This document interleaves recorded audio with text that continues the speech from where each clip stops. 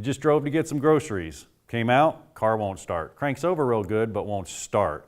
Spark, fuel, and compression. Today it's all about the fuel system on Tech Video.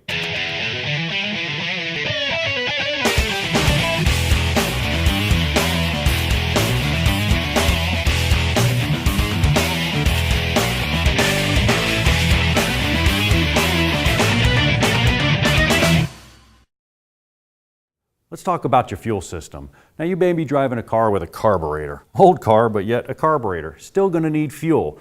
Carburetor takes about 3 to 5 psi, not much pressure, but you're going to have fuel to get to it.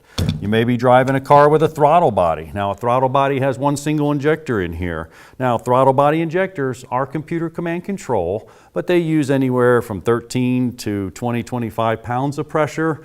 Then you may be driving a car that's either multi-port or sequentially fuel injected, just like we have here. Now it all starts here at the fuel pump. It delivers pressure. It comes up here and through a system of sensors, inputs and outputs. It's going to go through these injectors into your motor and your car to run. That's a whole nother video. Right now, let's just check your car for fuel pressure, or we'll check our board. Real simple. You can go out a couple of simple tests. You can put a funnel in there and listen, turn the key on, see if you actually have any sound coming from the fuel tank. If you do, your fuel pump's running. Doesn't mean it's pumping though, so you might want to do a pressure check. Now I got a gauge right here.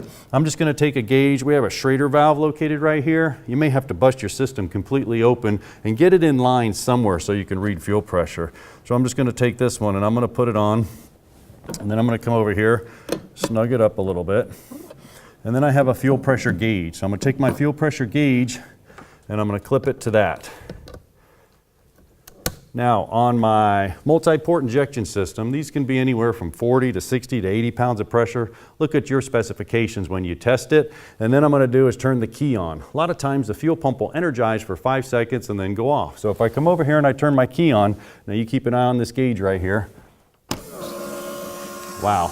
When I do that, you see it went right up there to about 47, 48 pounds. That's good. Now a couple things. You want to make sure it holds pressure. If it's bleeding down right now, you may have a check ball and the pump leaking, or you could have a pressure regulator bleeding by. So you want to make sure it holds pressure for an amount of time. If it's bleeding down, you could have an extended crank. If you don't have fuel pressure, well, you're going to have to go back either to your fuel tank or find your fuel pump. Make sure you got 12 volts going to it. If you got 12 volts going to it, you probably got a bad fuel pump. That's a big job. But this will give you the basics, at least to get you started. All right, so we'll see you next time. But make sure you check us out on social media, Facebook, Twitter, all that good stuff. Thanks for watching Tech Videos.